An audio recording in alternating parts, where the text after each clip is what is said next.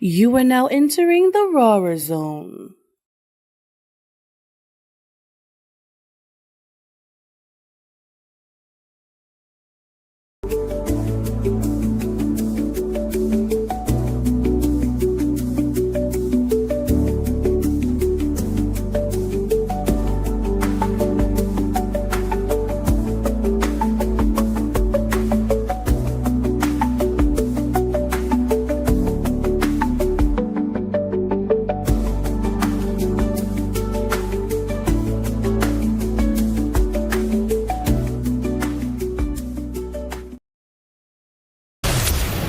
Into Chicago's #1 for hits, FFAB 94.5, The Hits.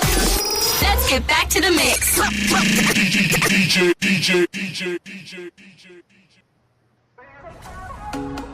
PUSO 82.3 FM, we're the independent artisan. Now streaming on all smart TVs. Just add the Live 365 channel and search PUSO. PUSO 82.3 FM, where the independent artists are the stars. You're now listening to the Evening Rush Network.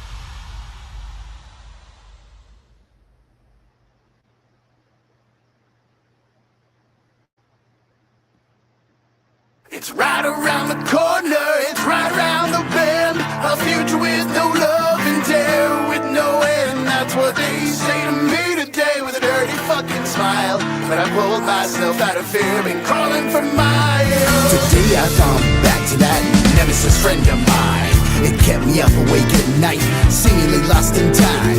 He dusted off new ways to get his revenge, but I bring death and destruction to get to my story's end. To this memory, it's funny, it flows like a melody, but sometimes seems more like the future of my enemies. I remember it like yesterday, playing through my mind, the whole night of blur. Then it quickly unwinds us, travel back in time to another culture. Before I could ever say I told you so, put truth in a cold shoulder. See, but he always never had work, friends who wouldn't stab his back, and all the while a mother who could not stop smoking crack. And a father never gave two shits in a can of beer, who beat him like a stepchild, but the bloodline is clear. Nobody ever knew it, and no one ever guessed that this one's lost and lonely kid who grew up to be a menace. It's right around the corner, it's right around the bend. A future with no love and terror with no end. That's what they say to me today with every fucking smile. But I pulled myself out of fear and crawling from my hell. It's right around the corner, it's right around the bend. A future with no love and terror with no end. That's what they say to me today with every fucking smile. But I pulled myself out of fear and crawling from my hell.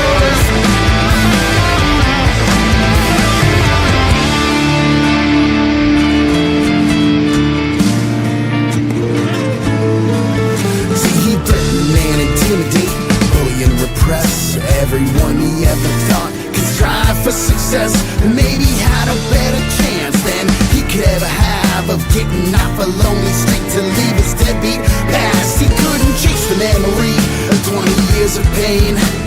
Obsessed, he turns to meth, now it's coursing through his veins. Now he's scratching off his face in a low-brow part of town. Himself now a junkie, or real joker type of clown. Cause now everything's a joke, life's one big laugh. But it's all from the outside, this ain't Batman or Breaking Bad. He's got his own reasons for it, and he's justified enough. He's got 10 million reasons to keep sparking up the stuff. We were once in the same station, under the same bar, but life has its own desires, written in the stars. I still hate him, and I wish that he would die violently.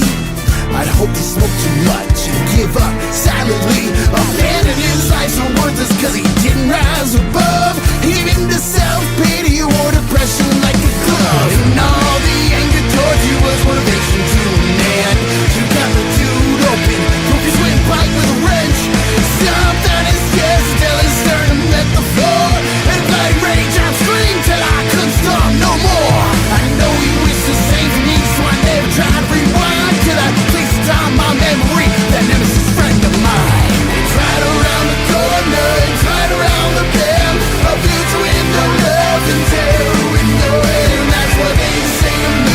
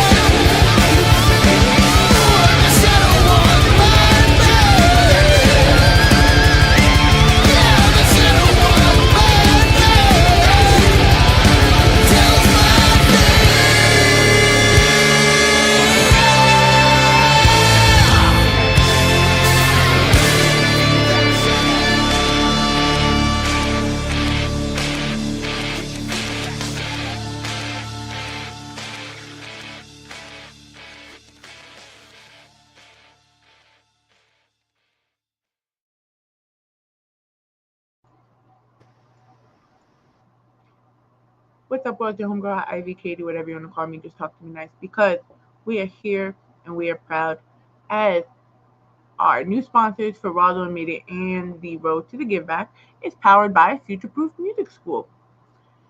Artists, producers, if you're serious about music and your craft, it's time to start guessing and start growing. With industry leaders like John Van Segem and Prototype, Future Proof is changing the game with a new kind of music education, where AI meets real mentorship to help level you up faster. We're talking about 24/7 AI coaches, personalized learning paths, and real producers guiding you every step of the way. So you're not just learning, you're building your sound and you're building your career. Guys, no more wasting time on those random tutorials. This is about intentional growth, built for the future of this industry. Tap in right now, start your 14-day free trial, and lock in your subscription. This is more than a class, this is the next level. Follow them, click on their photo on our website, and of course, tap it with them.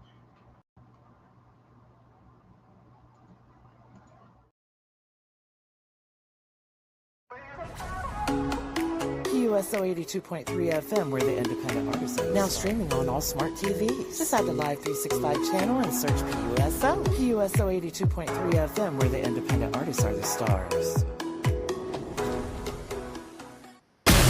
You locked into Chicago's #1 for hits, FFAB 94.5, The Hits. Let's get back to the mix. You're now listening to the Evening Rush Network.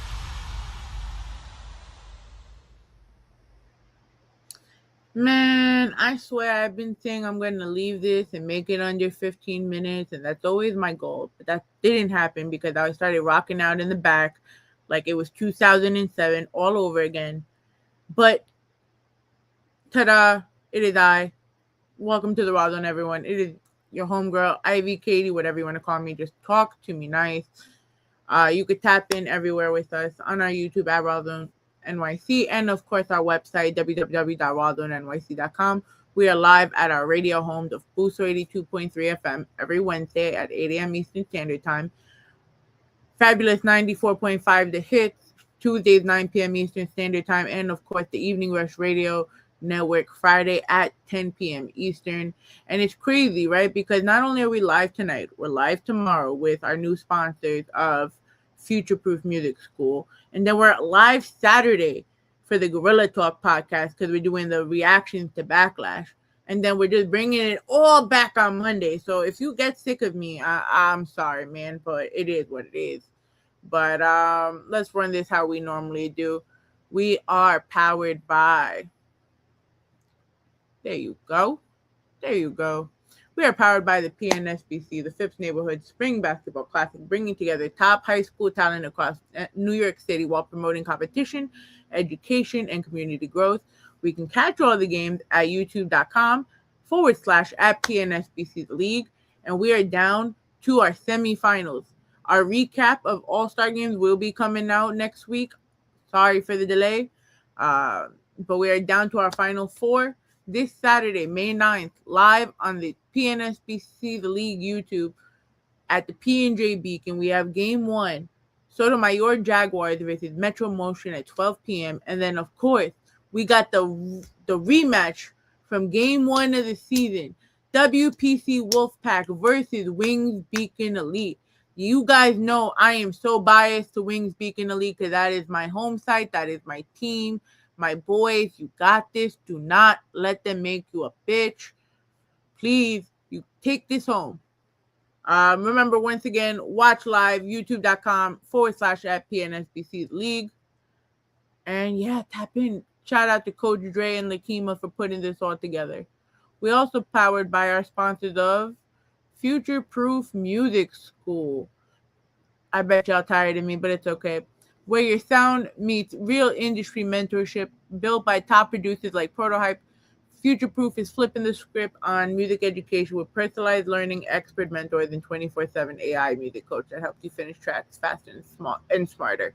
Guys, honestly, if y'all are really serious about your music, this is the tools you might want to start looking into. They have a free trial, so if you don't like it, you can cancel at any time. But tap in now and start your future with them. Tell them that KDK from the Rawrrzone sent you.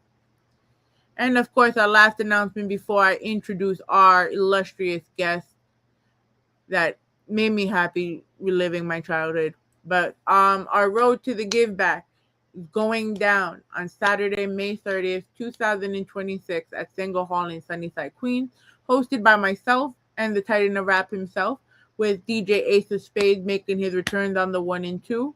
It is a community event where we invite local talent to showcase their skills. 3 of these artists will be chosen to be part of our Give Back concert initiative for Mount Sinai Kravis Children's Hospital and the Sarcoma Foundation of America in December. We have 3 amazing judges: DJ Jeevis from DigiWax, we have Miss Krista B, and of course our resident judge, the man, the myth, not the real El Grande Americano, but of course the infamous Ace Bradley. We have a bunch of dope media sponsors. We'll be announcing everything tomorrow. But to everyone who supported our 2025 Give Back for Sean season, thank you. Whether you donated, volunteered, or simply show love, you help us raise over $5,200 as we work towards our $10,000 goal. The initiative in honor of my friend Sean Seguid and his battle with sarcoma, specifically intimal sarcoma of the pulmonary artery and lungs, is an extremely rare and aggressive cancer with fewer than 130 reported cases worldwide. Sarcoma as a whole makes up less than 1% of adult cancers, but impacts both children and adults as 15% are diagnosed with juvenile cancers. Because symptoms are often mistaken for everyday aches and injuries, diagnosis is frequently delayed, or worse, is not caught until the end. This is why our mission matters. Through Welcome to the Rawrrzone and the Give Back for Sean initiative, we raise awareness, support the sarcoma community, and give back through music, media, and community-driven events. So please, if you're looking to join us, click the link on my bio and get the tickets from the Rockview EMT website. All right. So now, without further ado, tonight's guest, finally it came off. They don't want us to be great here. Come on, StreamYard. I'm trying to not curse for this. So tonight, we're stepping into a world of raw emotion, heavy sound, and fearless storytelling with the man, the myth, the legend himself, Sean Martin of The Quarantine. Quarantine is not just a band, it's a movement fueled by truth, trauma, resilience, and rebellion. From college radio success and major Los Angeles stages to international press, viral TikTok moments, and over 1 million Spotify streams, Sean has built a project that challenges society while giving people a voice through music. Now, we're not just talking about his journey from serving in Iraq to creating music that confronts addiction, politics, war, PTSD, and the illusion of normalcy. We're also diving into the making of a version of normalcy, DIY independence, the state of rock music, and using art as therapy and activism. So, Rawrrzone heads, I need y'all to give a round of applause for Mr. Sean Martin himself. Thank you so much for having me. It's so great to be here, Kitty K. Thank you so much, and thank you for being so patient. Like, since we're on 3 stations, we actually have to start running in more than just the podcast. Oh yeah, no, it's all good. I love radio. I've been on radio before, so I know how it goes. Yeah, I mean, you looking into like I was trying to go into my studio, but there was like a technical issue. I'm like, all right, I'm just gonna stay here where I know there's a good signal, and I know you can hear me clearly. Yeah. Sometimes you just got to do what's necessary, Yeah. Exactly. But for those that don't know, right? Because this, like, your whole persona, like the rock band's persona, gives me very much like Green Day, going back to like even before American Idiot. You're giving a lot of Guns N' Roses vibes. I would tell the world who is Sean Martin, who is The Quarantine. So I'm executive producer, guitarist, and vocalist. I went to Musicians Institute and been playing since I was 12. The Quarantine is a grunge, punk, and metal project, and it's really drawing from it's very, very astute. Early Green Day was very much a big influence on my playing when I first started. Yes. So you actually pulled that one out, like you're calling your shot on that one. That's awesome. They Green Day, Nimrod, Insomniac, not just Dookie, like all of those albums I listened to and played on repeat over and over and over again. I also like to draw from, Judas Priest, Iron Maiden, Avenged Sevenfold, Metallica, obviously. Yeah. Their album City of Evil had a very, very big impact on me.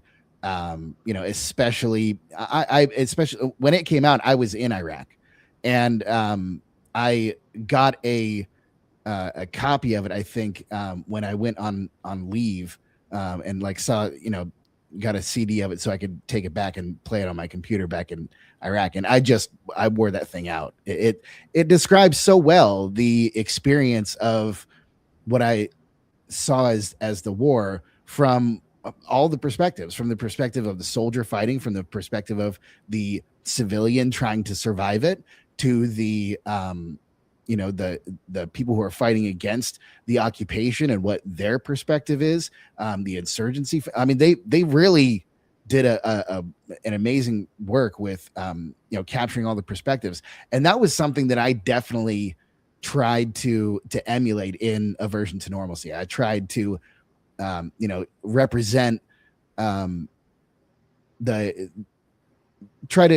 the reality of life, the complexity of life as it is, and not just make it so one dimensional, but make it so that there's a good story to go through, but also one that's really truly based in very much reality and from my experiences. You grew up in Fort Bragg, and I used to be in ROTC. So for me, I know Fort Bragg is like one of the most illustrious, like full of stories type military base. Well, actually, wait. So you made a classic mistake. So I'm not from Fort. Yes, I'm not from Fort Bragg, North Carolina. I'm from Fort Bragg, California. Oh. So I'm not from a military base. Now this is hilarious because this happened all the time when I was in the military, because officers and NCOs would see it and say, "Oh, you're from Fort Bragg, so you're a military brat," and thinking that they were gonna pull something over on me because I'm so much weaker because I was just a military brat, and then I would immediately point out their lack of attention to detail. And that got me out of a lot of bullshit, because I would make NCOs and captains look bad because they weren't paying attention to their own paperwork. That shit happened all the time. Well, I'm not going to lie, and this is my ignorance probably, but I really thought Fort Bragg was always in California, even back in the day. So I always associated, I didn't even know it was North Carolina. That's crazy. Oh, really? Yeah. Yeah. Yeah, it's the the one in North Carolina is the home of the Special Forces. It's the home of the 82nd Airborne. But Fort Bragg, California, is a small hippie town. Like it's a real artistic town and just on the coast and very much a small town. Probably less than 8,000 people. How did it get such a name? First of all, doesn't it get confusing when people say Fort Bragg, California, and Fort Bragg, the actual military base? Like, first of all, and if it's a very hippie town, why is it named Fort Bragg? It's a good question. There was a push, I think, in the city council to try and get the name changed because of its relation to, because it came from Braxton Bragg, the Confederate general, and there was issue with it, but eventually people decided to stick with it. I think the battle is still ongoing. It's very contentious in my hometown, actually. People have signs on the yards and everything that stay out there permanently. Yeah, very, very much so. So, yeah, I mean, there's very different groups of people there. It's not so one dimensional demographically or ideologically. Even there's many different kinds of people there. Yeah, and I mean, right now, like, without touching completely on politics, but we're in such a trying time in the world, right? The last thing you need is one, other than the confusion between the two areas, but it's just like do we want to feel like we're living in such a militarized area? Like that's how it sounds. Like if for them for that there to be so much upheaval over the name, it's like, are we falling into the like everything's gonna be named for something at some point? Well, it's I don't know about that, but I do know that militarization is definitely something that is a problem. The glorification of war is definitely a problem. Militarization of police is definitely something that I have protested against for a very, very long time. And having known what it's like to be walking streets on patrol, with the military, I'm very much a advocate for police learning the diplomatic ways for conflict resolution and de-escalation. Okay. How has that worked out for you? Because I know in New York that doesn't work. Well, yeah. I mean, New York is not a place where I've been a lot of time. I've not spent a lot of time in New York. I've heard some crazy ass stories, man. I'll tell you that. I know I talked to a woman who was moving out of the Bronx, and this was in Colorado, and she was saying that people would just get, if they're walking around too late at night, they have to worry about not just the different people who different thugs and shit running around, but also the police will thug you out too. So it's kind of it's kind of a weird ass shit where they'll be like, oh, you're walking around here, you're not supposed to be around here. There's very much this sort of, we know the neighborhoods kind of thing that would go over my head. Someone who's just visiting, I have no idea what the hell is going on. I'm just walking around, I had to play the police a couple of times. Like it got to the point once where they tried to arrest me on some stupid shit because I was walking home from a gig like late at night, and I was in a dress. That does not make me a hooker. But it got to the point where I had to go to my mother's job and prove my identity. And being that she worked in the hospital, she saw her daughter in handcuffs. That did not fare well for any cop that was there. They forget about me getting arrested. They have to worry about her beating the crap out of a cop. But yeah, it goes to show like that, like it doesn't change anywhere you go. But enough about the politics behind it. What really first pulled you into music growing up in Fort Bragg, Cali? I would say when I was 4 years old, I was put into community choirs. So we would do, as a very young kid, I was starting to learn about what it was like to be a part of a choir.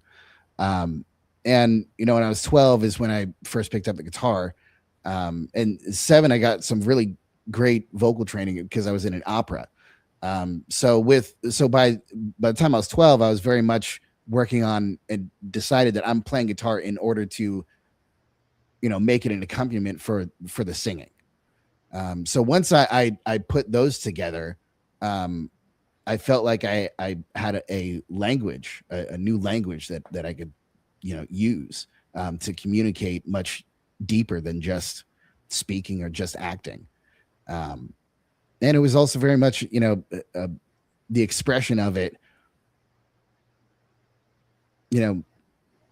really made a big difference for me because I could come alive. I can really come alive on stage, whereas the rest of the, you have to abide by these stupid societal norms and rules and shit. Okay. Yeah. How did you go from the choir now? Like you picked up the guitar, yes, but you could have done anything with the guitar. Mm-hmm. What made you go into the rock lane? There, as a kid, there's a lot of anger.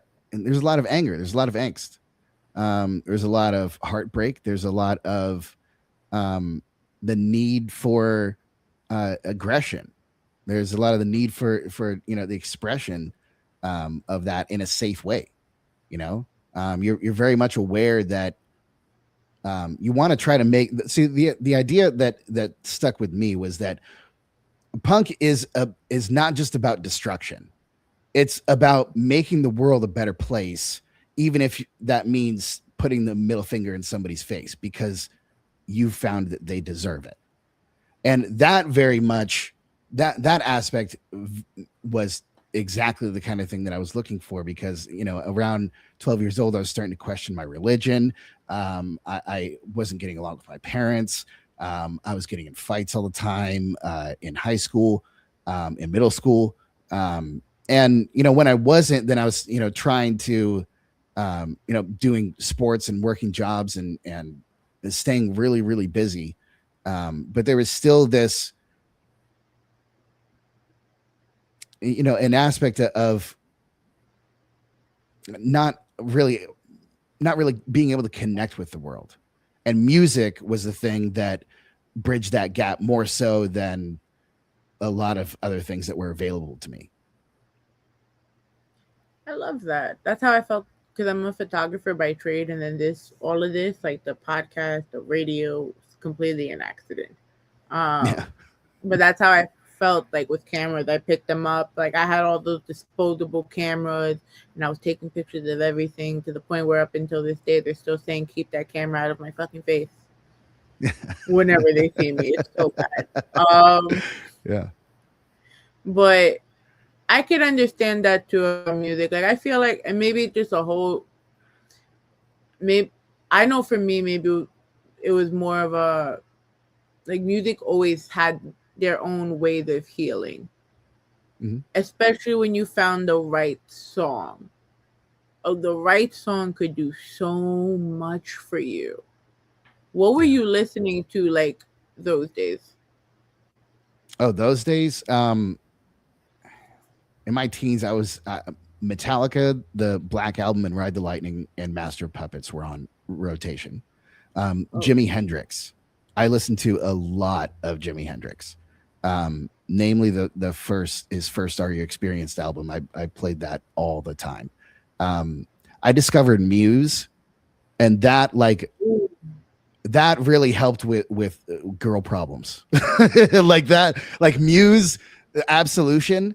That album, their first album, Absolution, like, man, if you got girl problems, listen to that entire album, and I think it'll get you through. It did for me. And Eric Clapton, some of the blues, B.B. King, and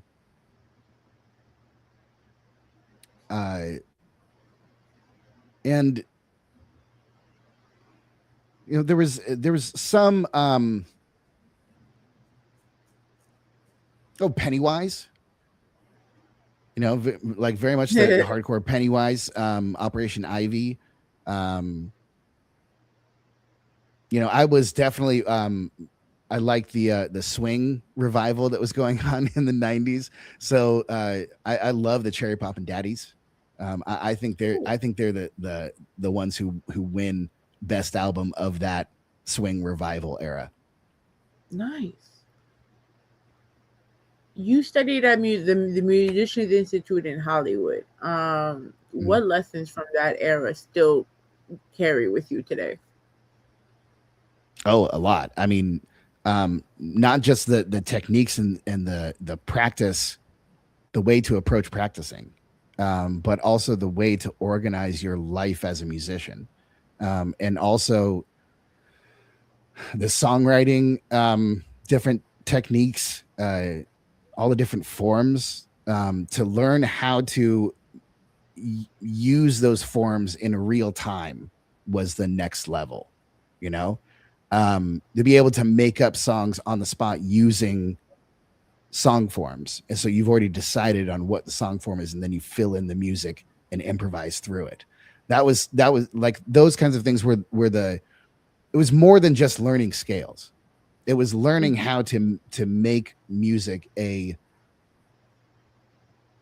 you know, integrated language with yourself, with other people.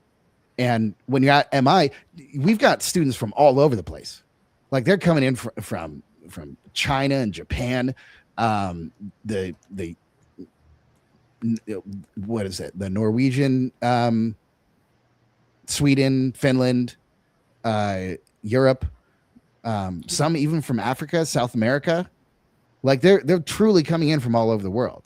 Some of them don't speak English very well, but they'll be able to play over your progression as much as they want to. Why? Because music is a universal language. And when you're truly able to get into that better sense of things, then you can have higher level conversations with people, higher level connections with people. And otherwise you try to talk English with them and it doesn't work. But the music always works. With the music, yeah, then you can communicate. I've had full-on conversations with people just with the guitar.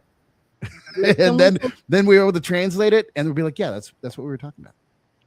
Yeah. When I tell you, like, so my friend has like a lot of Spanish people in my community, and they tell me the only way they've learned how to speak English was listen to music. Oh yeah, very much so.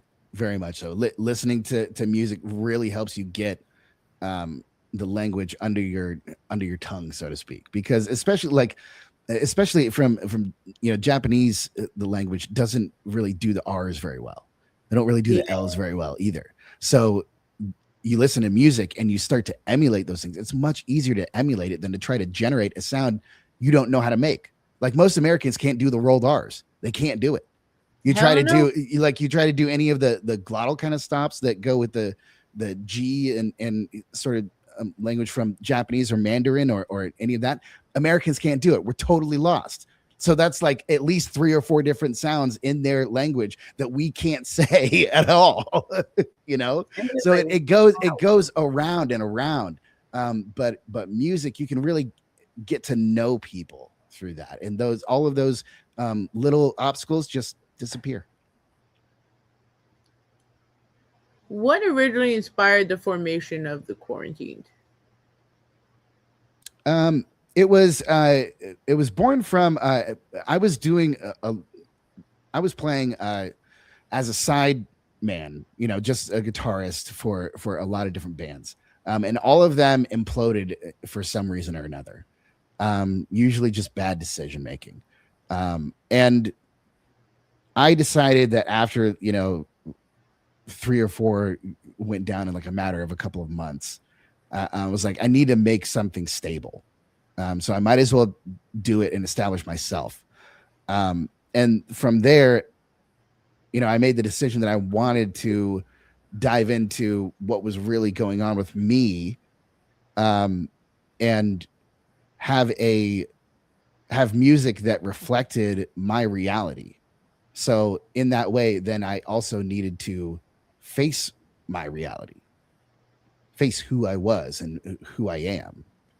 And see the juxtaposition between those things. Focus on growth. Become the eternal student. Don't stop learning simply because it's inconvenient. But I learned how to take those things and make them work for me instead of against me. And with that focus, that was what I was trying to write about with the Quarantine from the Game. It was talking about these kinds of things that aren't really represented. The Quarantine is to be able to talk about the aspects of society and life and existence that are not the everyday common things, but the deeper meaning things, the deeper connection kind of things that we live in the human experience. You blend grunge, punk, and metal with socially critical things. How would you describe its full identity? Oh,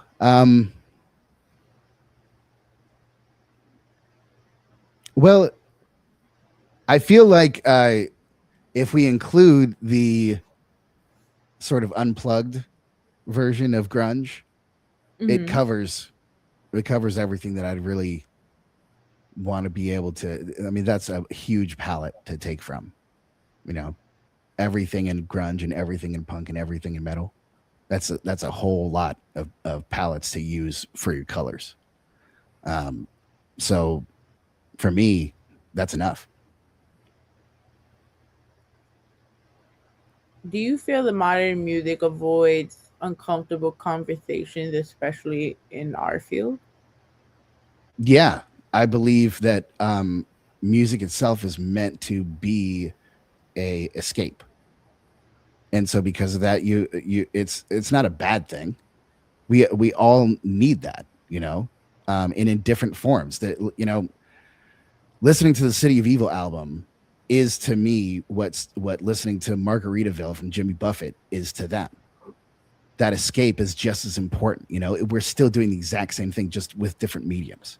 So escapism is great. However, making music about facing our fears so that those values get imprinted onto us is so much more important to our longevity than to just escape and get away. So I think our entertainment industry is really focused on the distraction part of it, because that's what sells. That's what continues to keep people there. The distraction is very much a recurring revenue stream. However, that's not what we need as humans.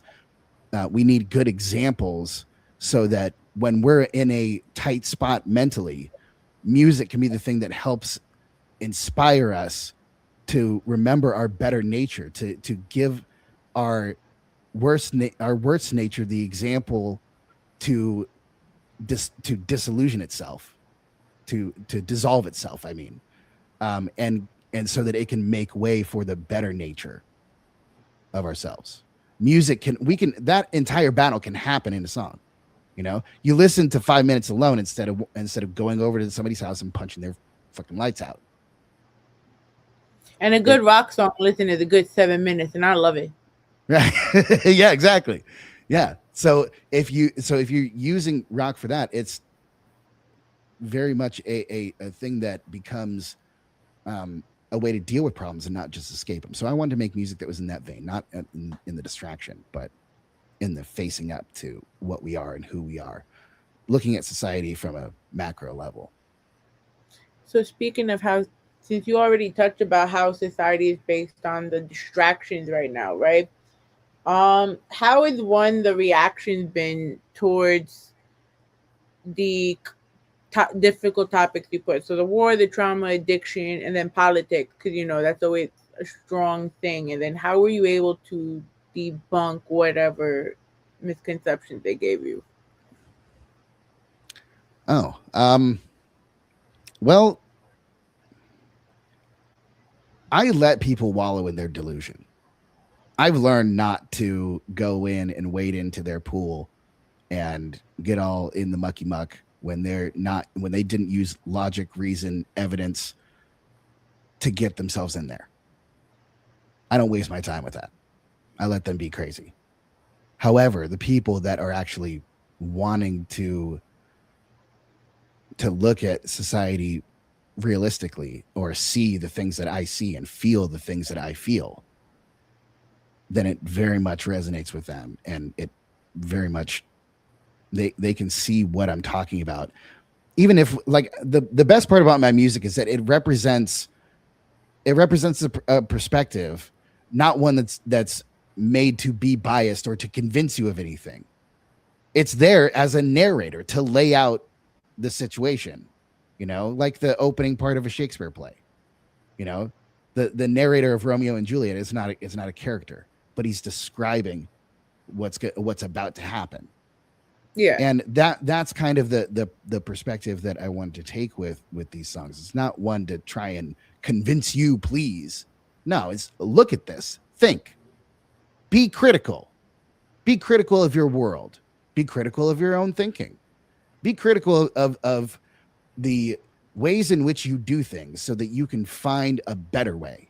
Maybe the way that you've been doing this forever is not the actual best way to get. It's just what you've been doing to get by. And eventually, once we look to improve, we can start getting ourselves out of survival mode and into a creative and able mindset, instead of one that's just reactive. And when you're just reactive, you're easily manipulable. So now that we said that, right, and we always talk about pushing the narrative and standing up for what we believe in, how did you feel about Green Day opening up the Super Bowl with American Idiot?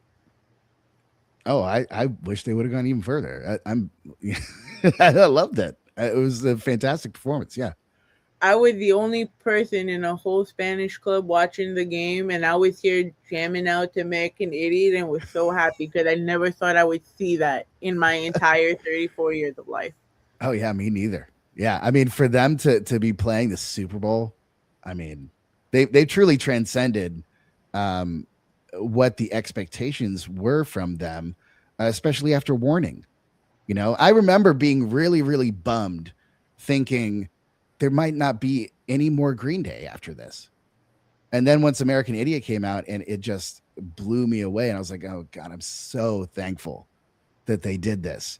And it's just become an amazing, thing where everybody can see themselves in what they're describing. I love Green Day. I love Green Day so much. I feel like Green Day was always ahead of his time, especially with American Idiot, because I feel like it still resonates knowing we have someone that's in charge of Idiot America. Absolutely. I mean, they really tapped into something, to a concept to understand. It was very much it's very difficult for everyone to sort of realize before the internet showed everybody just how stupid we really are and how easily frightenable, easily frightened as a society we are. Showed us who we are. And some people choose not to see it, and other people are really, really worried about it. But before then, describing that maybe the person next to you is actually really dumb. maybe they're the ones who are more harmful to themselves than what you maybe really imagine. And we were giving people a lot of grace, and social media kind of revealed, along with the Trump administration, it revealed just how heartless people can really be. And it's usually not the people who you'd expect. Man, I have a lot of things to. I thought. I don't know why. First of all, I didn't vote for Trump, for sure. I didn't even vote in this last election. I was like, my boss told me I'll pay for you to go, and I'm like, so my vote cannot be counted technically. Yeah. I'm like, everyone talks about it and about the important reasons of voting, but at the end of the day, even if the popular vote won, the board, what are they called? I was about to say the Electoral board of college. Yes, thank you. I'm sorry. It's been a long day. I've been around kids all day, so That's my okay. mind is like mush. And Yeah. so like, you still got the electoral college pretty much dictating who's going to be president. Mm-hmm. So what is the point of actually going out and voting? Yeah. There's a lot of I agree with you. There's a lot of institutional problems with voting. It's not just as simple as one man, one vote. It's not. It's as rigged as wrestling. That's a fair assessment. We had Russian interference proven by multiple different court proceedings over the 2016 election, that Russia definitely interfered in it. And when we don't have safe elections, that's when we lose our democracy. And I think that, I don't understand how people are so calm all the time especially about this, I never saw so much violations of the three branches of government. We're just saying the hell with everything at this point. Yeah, absolutely. It's truly not just a shattering of norms, but showing who has courage and who doesn't, and who has actual convictions that align with the Constitution, and whose convictions align with supporting one person over the Constitution. And truly, there's the fight is not between Republicans and Democrats. It's between people who believe in authoritarianism and people who believe in some kind of self-governance. That's truly the break between America. And I'm surprised that's even a break at all. It should be dead obvious. Yeah, especially because there's so many. If we start falling into the kind of Trump regime that he wants. We're going back to a time where all of our civil liberties are pretty much taken away. Right. There's zero regulation to keep us safe. There's zero help for the environment. It's all bent towards serving shareholders. And I believe that that if that's the way that's going to go, then eventually we need to run a campaign of make shareholders afraid again. Ooh. Can we put that on a shirt? Yes, we fucking can. I like this. I need you to come to New York. I need more people like you here. Well, thank you. I love New York. I've only been there a few times and spent a few days there, but yeah, I mean, I'd be happy to. These kinds of things of understanding just how far the corporatocracy has really gone. I mean, you New Yorkers see it every day. You live right next to it. You're the center of it, and it's hard for me to imagine that. Walking in the face of that every single day. I don't know if I really could stay sane. Let's just say there's a high rise in the cannabis industry here because of it, probably. Definitely. And hey, I love your guys' product out there, by the way. Listen, we love the cannabis too, man. Y'all, we need cannabis sponsor. If y'all want to sponsor us, we are more than welcome to take that as well. Yeah.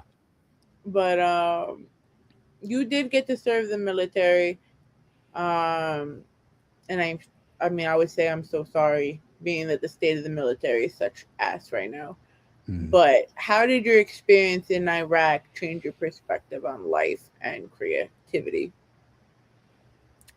I saw in Iraq not just the worst of society, but the worst that it could be. I saw what it was like when theology rips a society apart and creates so much scarcity that it drives good people to do horrendous things. And when you watch that happen in real time and watch people get radicalized in real time, it was something that I didn't really think that I could relate to America at all. And then I watched it happen to America as a whole. And seeing the rise of fascism in this country has been, I actually was prepared for it because I saw it unfold in Iraq. And I was able to get that larger perspective of not just being a soldier and fighting, an enemy and getting up and doing it over and over again, but thinking about what is the enemy that we're actually fighting here. What is the result that we want to have happen from our actions? Otherwise, we're just all dying and getting killed for nothing, for somebody else's profit. So it's got to be for something. And I never got a good answer to that question. In fact, the majority of the evidence that I saw pointed to that it was deliberately and specifically for making money for specific corporations and not for anybody else's benefit, but that. That's what I saw. So when you come back to the regular civilian world, after knowing that, not just having be a conspiracy theory, but seeing the actual mechanisms in action. I mean, everything sort of becomes relative at that point. Society becomes what the hell's the point? Why even, worry about interpersonal relationships? Why even, worry about anything? We're so easily betrayed by our own people to lie to us and convince us that we're supposed to do horrible shit all the time and just never think anything about it. And as long as you don't see it, it means it doesn't exist. The fact that everybody lives in a constant state of a lack of object permanence about what is really going on with America internationally and how we're interacting with the other countries is unreal. It's infantile, to be honest. It's amazing that so many people think there's that everything that we do internationally is totally on the up and up, and it's great. We had great programs that would offset it. We had great programs that would offset it, but all those are now being destroyed by the Trump administration. We had USAID, we had Doctors Without Borders, we had the Red Cross fully funded, and these things were extremely important because the other side of the things of what we were doing was why they needed to be there. Okay, so it's important to understand how necessary that was to helping the people, even though we would be attacking the government. That way we separate the people from the government. Now we don't have any of that in a war. We're just attacking the entire civilization, and that makes us fascist by definition. I look at people and I know I avoided the news for a little while, especially when I started my BPD journey and learning about it, because I needed to figure out, and I'm sure it's the same with those that are diagnosed with post-traumatic stress. You got to figure out where you're standing on your own 2 feet. So I kind of took myself off the news for a while, but I also hear when people tell me they don't want to watch the news because it's too negative. And I'm like, I sometimes kind of question it, because it's like, how do you find out what's really happening around you? If I during that time, because I wasn't paying attention, and that was the time when Biden was going into Trump, to the Trump administration, or flipping back and forth, but I end up losing my PSLF program, because Trump administration, or whoever's in charge of the federal student loans at that time, moved my stuff to a program where now I got to pay for school when I wasn't paying back my loans. I work in a community center. So I work for nonprofit. I'm a human service worker. So we supposed to get those benefits. But because of the regime, and I say at that point, I fucked up. But you're willingly not willing to watch what's going on because it's going to make you sad. The world is making us sad, but that's why we have to do something about it. Right. Awareness is important. It's a first important step. And I feel the same. I felt the same thing. It's important to understand that the news in America is not news. It's entertainment dressed up with some news in it. There's a big gigantic pile of shit. There's a piece of corn in it. That piece of corn is the news. The rest is shit. It's important to realize that. So you have to look to external other sources than just the easy thing that claims to inform you, and actually be informed about what's going on. And then there's different levels. I had to do the same thing. I had to cut myself off of the news and just looking at it at all, to be able to keep myself stable and keep myself grounded. And that is absolutely necessary. It is really, really important to realize that you do not have to stay constantly locked in to the American news cycle to consider yourself informed. That's not how that goes. Please don't. You'll die.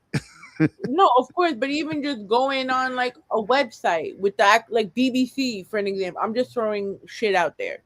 Yeah. Or even CNN to an extent, because sometimes it's not just propaganda. Yeah. Sometimes it might be real news. Yeah. And I'm just like, how can you sit there and miss it all? Yeah. Especially in a world where our phones are literally strapped to our hips. Yeah. Yeah. I in my song Unspoken, I have a line that says, in the age of information, ignorance is a choice. A boot will keep you there forever if you let it. So when systems fail, this is what I'll tell you. And then it goes into the chorus. It's right around this, those lines establish how exactly the kind of thing that you're talking about. It's ubiquitous throughout society. How were you able to keep your mental health in check, especially being in a war site like that? Well, when you're when I was in Iraq and deployed, there was not a lot of focus on mental health. There was a very much avoidant of it. Um, I tried to use humor as much as I could, you know. Um, a lot of it was just not understanding that you don't have control over a hell of a lot, and you're there to play a role, and because of that, you're able to have some level of separation. But eventually, you do realize the effect that you do have. And once I started to exercise that when I was deployed, is when I started to get into more and more trouble, and it's when I understood how it really worked, how the military really worked. And also that I wasn't really, I couldn't let that be my entire life. I couldn't just totally and completely avoid my mental health to just fit in all of the new people who I'd meet, and some of them who I'd probably have to kill. That's not like going to facilitate your positive mental health moving forward, you know? So I didn't start getting understanding about the importance of learning the coping mechanisms until like 2012, after I'd had a major breakdown, a temporary psychotic breakdown where I was out just stalking around the streets of Los Angeles for 3 days in a delirium, not eating, not sleeping. And it wasn't until I finally could see that I needed help is when I was able to ask for the help, and then a lot was put out to me. A lot of hands were offered to me, and because of that, I'm able to be where I'm at. So when you're in it, I mean, man, there's very little help. So because of that, now that you're out of the military, what conversations around veterans' mental health do you think we as a society still struggle to have?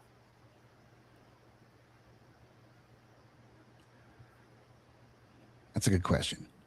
Thank you. I try. Yeah.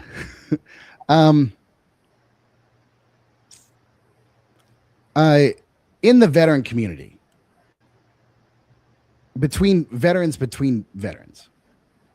we need to be honest about the different, let's see how to put this, the different avenues of service. So like, for example, if you're in the infantry, your uniform tells other people that you're in the infantry. You know, when you're in the military, your uniform describes exactly what you do. Okay. So you don't need to ask anybody what they do. You can see what unit they're in, and if you know what unit, what units are on your base, then you'll know exactly who they are and what they do. So with just a little bit of preparation, you can know exactly what everyone does. In the civilian world, there's a whole lot of playing on people's ignorance and allowing people to believe that every Marine is an infantryman, that every single person in the army who's in the army is an infantryman. No, there are MOSs, military occupational specialties, that differentiate between people's service, and nobody's service is less than or greater than anyone else's. This is not to make a pecking order. This is to understand that there are some people whose service is totally non-traumatic. It happens. The majority of the people's service is non-traumatic. It's important to understand that. But there are elements of combat operations and non-combat MOSs that still end up being in combat. And there's also ways to differentiate those things. So I hope for to better inform the people, to not just blanketly appreciate everybody for the exact same thing, because that's not really the right thing to do. They don't even do that in the military. They differentiate and who's doing what, and the thanks goes appropriately to the people who deserve it.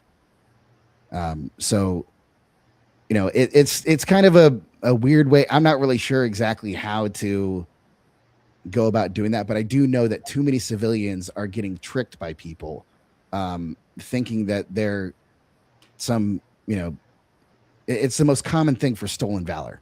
Like there's, it happens all the goddamn time, because people think they can just get away with it. So that is a problem. Dealing with mental health in general. I hope that that people in the military now understand there is no stigma around getting help. The only worst thing that you can do is let yourself die from something that if you had just asked for help, you wouldn't be dead. It's time we start framing it in that way. And also dealing with the reality of the Iraq war. That's probably why we have 22 service members killing themselves per day. It's because the Iraq war was illegitimate and atrocious. That's a very important thing that we as a society need to face together, because it's a mistake we all committed. It's a horror that we all permitted. It's an atrocity that we all co-signed. So now we got to fucking face up, because it's killing the majority of the people who went, more so than the actual war. Yeah, I haven't seen. My mom had a lot of friends that are in the military that we never saw come back, so I never knew whatever happened to them. Yeah. There's a lot of people like that too. The military doesn't give a lot of times explanations when they're due to family members, simply because there was some stupid shit going on that they had to keep silent for the time. I was part of those kinds of operations too. I saw some crazy ass shit that was never supposed to get on the news, and never would, and probably never will be. But I mean, unless they release like the Epstein files. Yeah, and even then, there's not nearly as much documentation for combat operations as there was for Epstein. Like we have operations orders, like a couple of sheets of paper. That's it, and then none of it is usually a description of what actually went down. They were just able to sweep everything under the rug. Yeah. Oh man. Let's talk about Aversion to Normalcy. We played 2 songs off it. What is the title, though, Aversion to Normalcy, mean to you? So I have a phrase that goes along with the album is, when tyranny becomes the norm, in order to survive, you'll need an aversion to normalcy. So it's describing a society that has gone absolutely insane, and you're not insane. What is your responsibilities then? What do you do to help yourself, to help your society? If everybody else is crazy, how do you stand up to the crazy? By not, first and foremost, by not giving in, by not just becoming another one of the mob. You have to start thinking for yourself. That means individuality becomes the necessary way for survival, instead of just something I'll try to do sometime. How would you compare this album emotionally and sonically to your earlier releases? Emotionally, it's very similar. Emotionally, it's right along the lines. When I listen to Antiquate Hate and Aversion to Normalcy, the energy between those albums flows really great to me. It's very similar. The approach that we've had to this album is very that we had to Aversion to Normalcy is different than how we've done it before. We've got really great lead guitars and violins in it, along with the distorted guitars, acoustic guitars, drums, bass, and vocals. So we're adding these elements of orchestration into the rock vein, and it's really opened up a lot of different melodic avenues that that I'm very, very excited about. So there's definitely an evolution of sound between the previous albums and this one. So you worked with producers that were connected to bands like Hailsham, Evanescence, one of my favorites, and Alice in Chains. How did that help you elevate the project? Oh, it was everything. So I tried to record this entire album myself to start with, and I was going to mix it and master it myself. And after about 3 years of trying to do that, I realized that I wasn't coming up with the end result that I wanted. I didn't have the technical knowledge that I needed to take it from that next step. So I put things on a shelf for a while. And then once I had the availability to go to Nashville and go into Blackbird Studios and work with Nathan, did the final version that we have come to fruition, because I was able to let go of all of the producing and making the tones and the engineer work and the producer work, and just focus on giving the best possible performance that I could give. And that was an easy lane for me to play because I had recorded it 3 times prior to this. So it was like, oh, I'm just doing it again, but better this time. Just one more time with feeling, man. That's all you got to do. Instead of thinking of, oh, I got to make this whole record myself. No, I was happy to delegate those things out to the experts. I like that.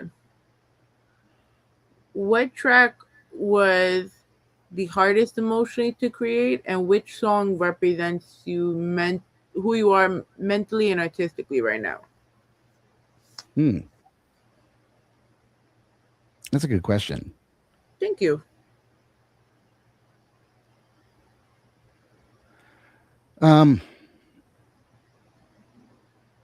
I think that honestly, the hardest song, I think maybe the answer for both of those is Nemesis, because it was very difficult to, from a technical standpoint, to play and sing that song at the same time. So I had to separate them out in order to get a full hold on everything, just technically speaking, but emotionally. I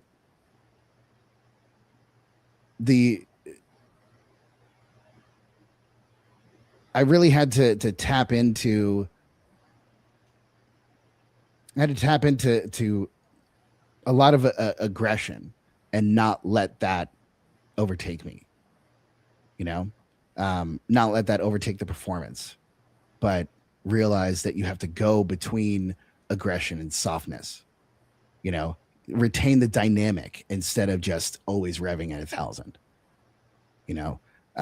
So once I was able to incorporate some of those dynamic subtleties, then emotionally it became wide open and was, a fun way of telling this story, of dealing with a narcissist, going through the 5 stages of grief and choosing non-violence instead of violence, even if they completely deserve it. And that's the problem that is setting up, is what happens when they deserve it. How do you forgive yourself? How do you not become the next victim of the trauma that you've been subject to? How do you rise above and break the cycle? That's what the song's really about. Wow. I was listening to it a lot at work today, and I have to keep listening to it more. But I also didn't want to go completely in a rabbit hole and get myself fired. But yeah, don't get yourself fired. No. I can't play the music for the kids, so they'll be getting mad if I have an AirPod on. And it's in the Bronx too. I ain't dealing with that. Yeah. But I noticed Skeleton Chair really stood out, and it also has received a lot of international attention. What do you feel makes that song pop out from the rest? That we were kind of breaking up on that, but I want to make sure you're asking Skeleton Chair and how it's So I said Skeleton Chair has been getting a lot of international attention, and it seems to stand out as one of the top songs in the project. What do you feel makes that record special to you and your listeners? Oh well, I think it's a break. It's the break song. Because it opens with acoustic, whereas all the rest of the songs start with something that's aggressive and in your face. And this starts with a much more introspective sort of, solo guitar, acoustic guitar. And that I think and because it's also a major progression when all the rest of the progressions are in minor, it stands out as well. And honestly, that was done on purpose. I wanted to you have to give a little bit of a break and have the story arc start with rising action and then falling drama, and so Skeleton Chair was that thing that could hold the gaps between that, because musically speaking, it was much more universally palatable, but the content of Skeleton Chair is the darkest of the entire album. Indeed. Yeah. But you gotta love it though, because it's a song like those that people don't expect because it starts so not like the rest. Yeah. That's your attention grabber. Yeah. Yeah, absolutely. And it's also part of the journey, because the song is about showing up to something you think it's going to be fantastic, and then it turns out it's actually horrible and atrocious, and you're now dying because of it.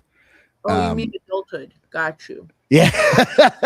See, exactly. There's so many different things that it represents, and I'm just thinking of one, but it attaches to so many different aspects of our reality. And so I love that people can see the association and connection between that with their different lives. That's what it's there. That's why it's there. So doing that, and now that you've been independent as a artist, you've also remained independently owned and operated while building a global reach. What challenges come with staying independent? You have to build your own vision. So if you build a plan, and let's say it's a 5-year plan, and at the end of those 5 years, well, then what? You have to be the decider in your own fate. You have to manifest your own destiny, if you will. And that's really difficult for people to do if they don't know what's actually available to them.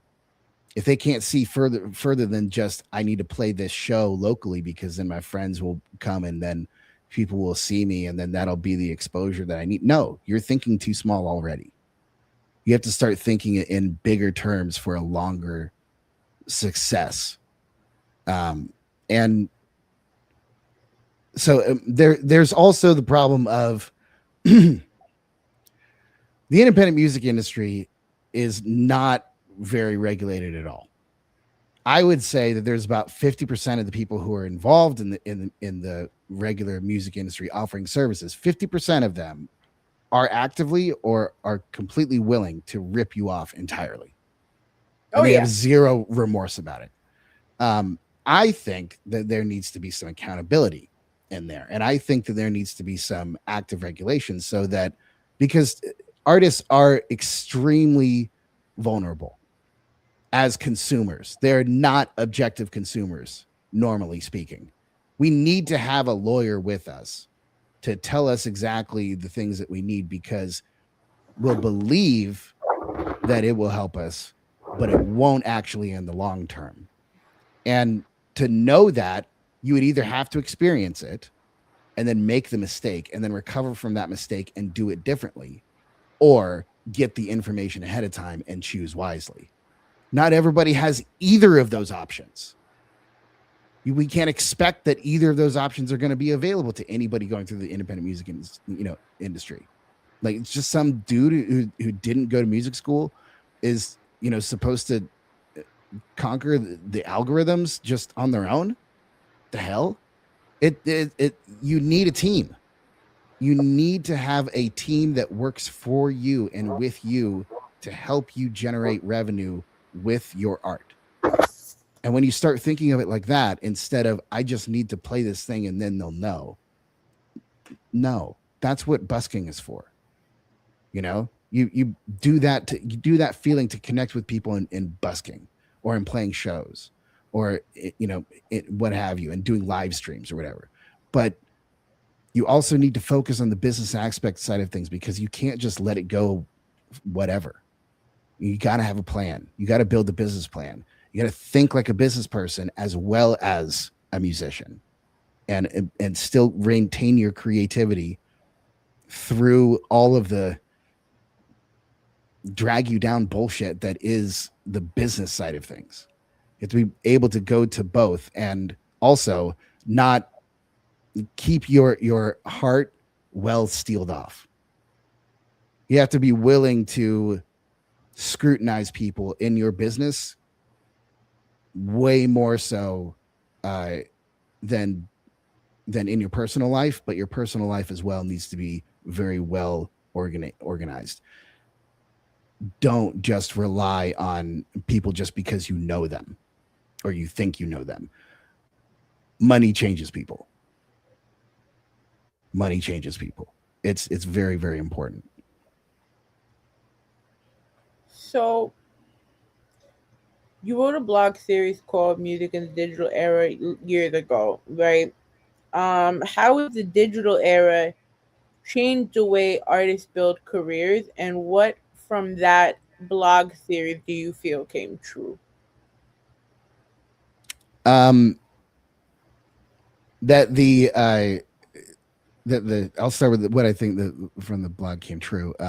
The bullshit notion that the amount of views you have determines your worth as an artist. It's a completely speculative thing and completely buyable. So it's just another way for people to buy authority, which is not actually, organic. So it's not really a reliable measurement for who's good as an artist. How many views they have, it's relatively irrelevant. That's only indicative of how good your marketing is. It's not how good of an artist you are. It has nothing to do with it. It's just how good your marketing is. So that 100% came true. The lack of artist development, and I would say that nowadays the newer music industry of the last 2 or 3 years has really opened up way more opportunities and streamlined aspects of the music industry that were very held close to the insider industry. You had to be signed to a major label to access a lot of sync licensing, for example. Now you can go to multiple different sync licensing libraries and pitch your stuff to them directly. That was never possible before. You had to find the specific people who were music directors who could access it. It was a whole thing. You pay other people for it. It was ridiculous. They could take ridiculous advantage of you without you ever knowing about it. It was absurd. Now it's become regularly available to just about anybody. Not always in the form of what it used to be, but however, you can get your foot in multiple different doors online. And that has really at least given some sense of autonomy back to being a musician, where you're actually in control of your career. And it's so important. We have to have 100% control of our masters, but we also have to be able to have the control of our career as well.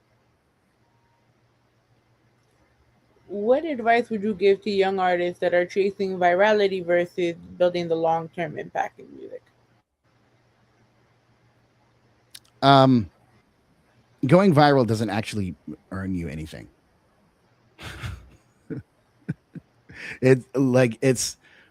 I would ask them, what are you expecting to get out of going viral. And then I would say to research what happens to the people who have already gone viral. And nowadays, it's a much more common occurrence than people would really like to let on. And it doesn't really net you a whole lot. What does net you a whole lot is when you can properly leverage your recorded audio, and learning how to leverage your audio in Spotify through the other social medias, and how that all adds up into a collected revenue is important to understand, because it's a very, very small amount of money, but it's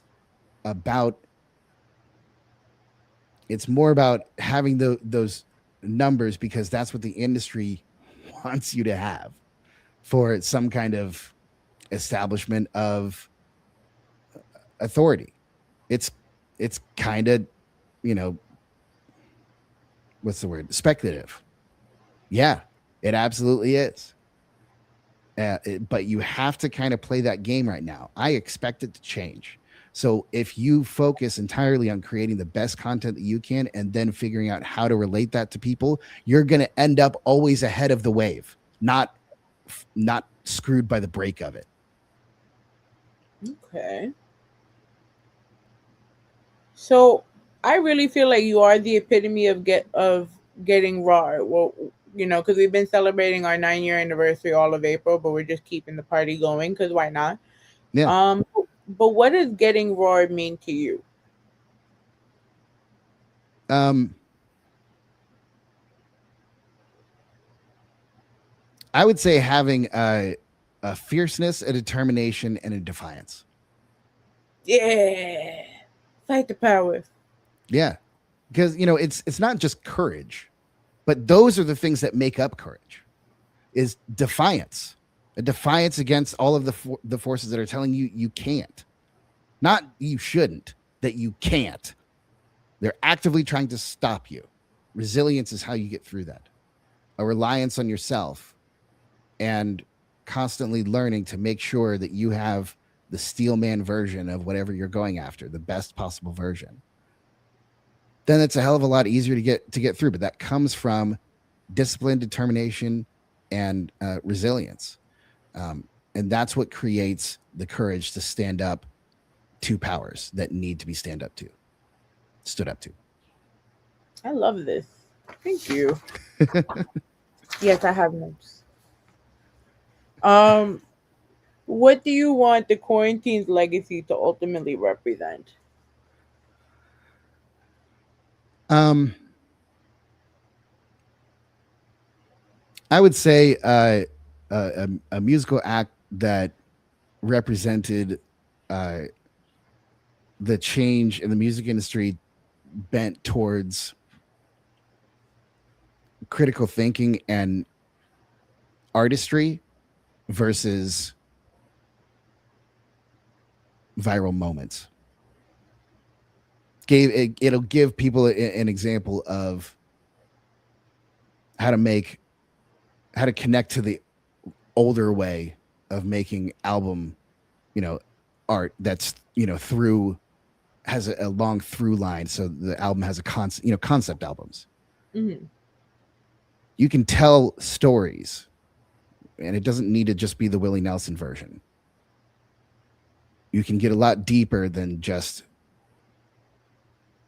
going after the basic emotion of things. But I think that the quarantine will represent a deeper connection to music that I hope will create a trend and give people a good reason to think deeper and critically think about their art and and how they can represent to the world, and increase that exponentially.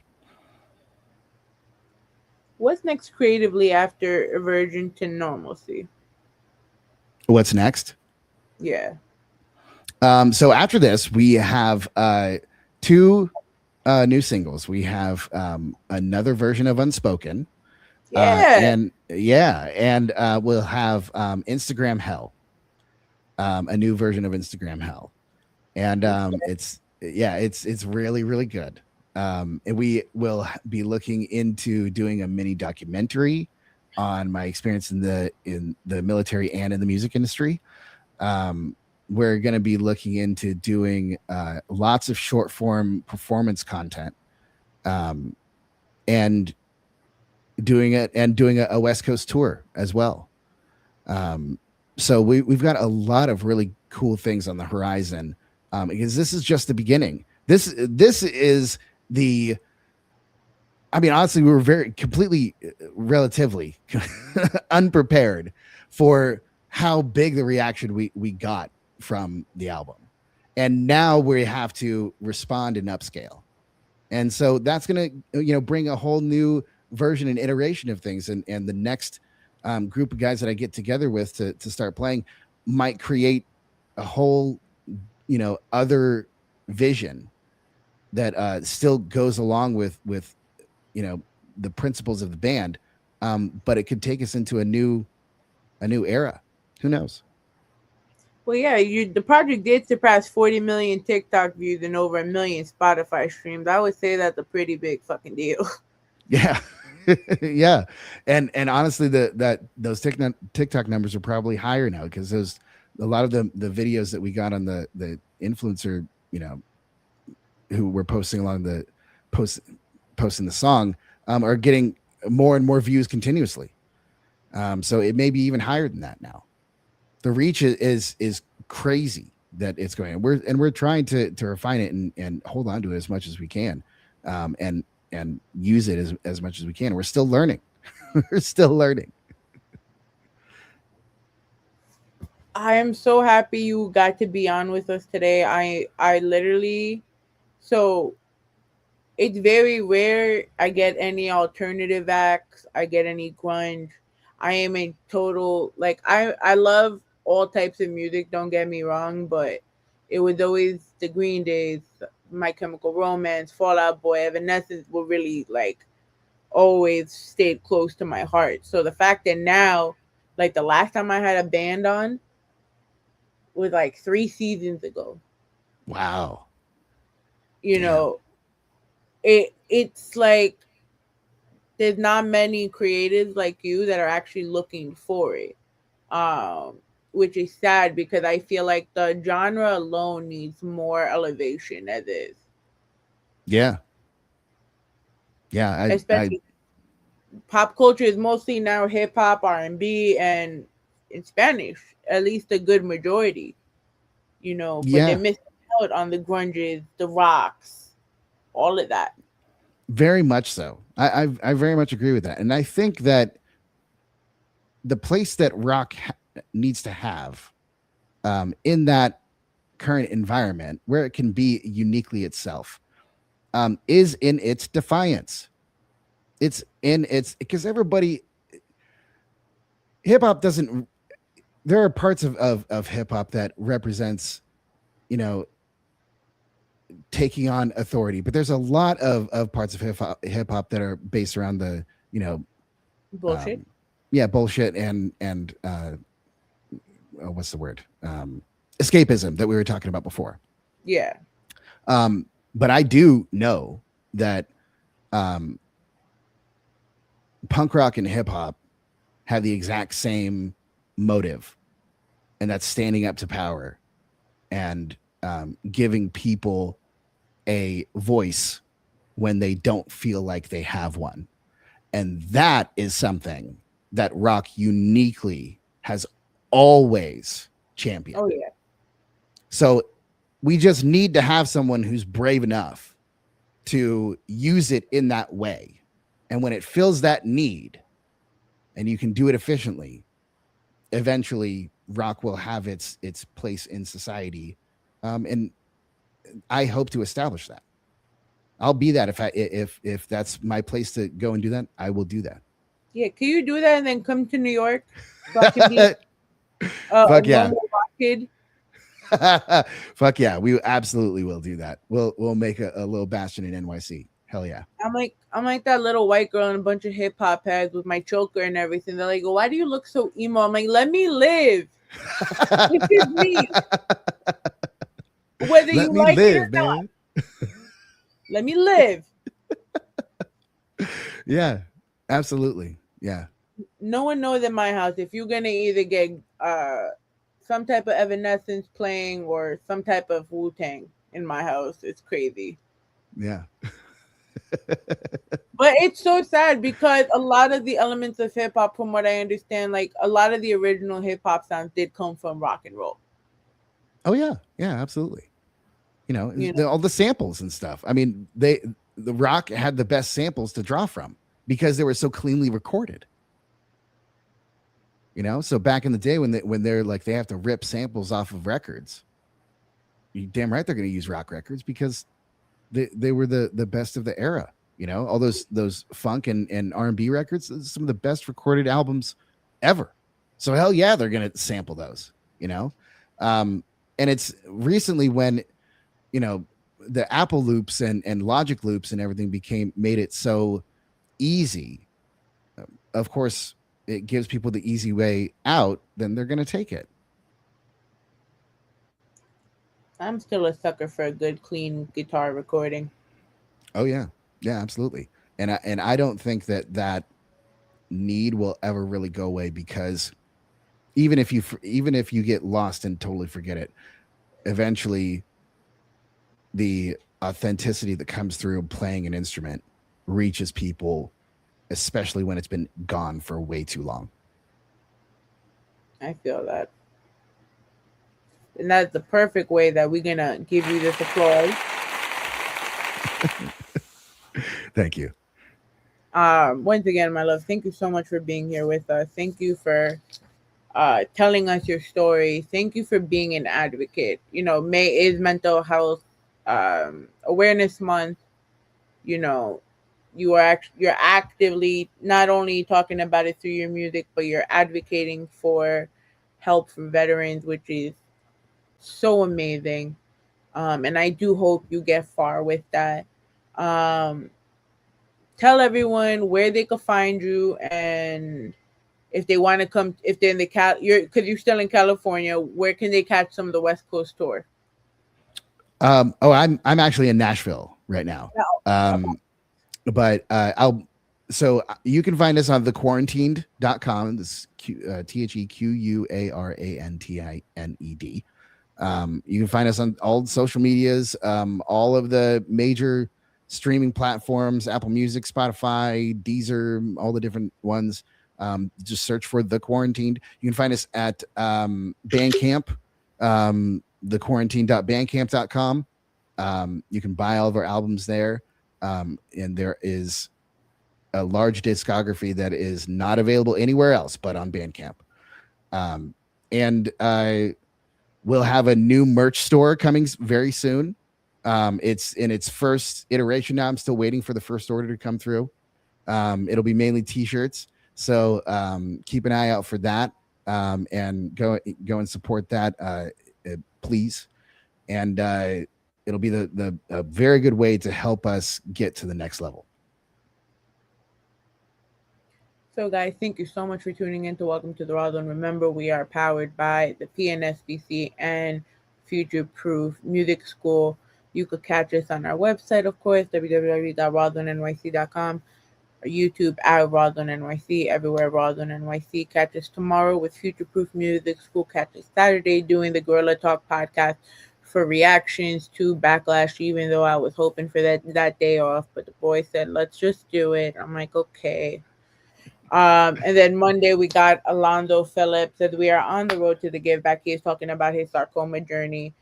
As usual, I always end things with a little bit of humor, but at the same time, it's a reminder for you to remember who the fuck you are.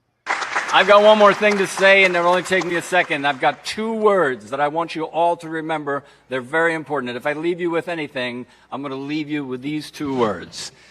And those 2 words are, I'm Batman. Good night, guys. I'm Batman. Batman.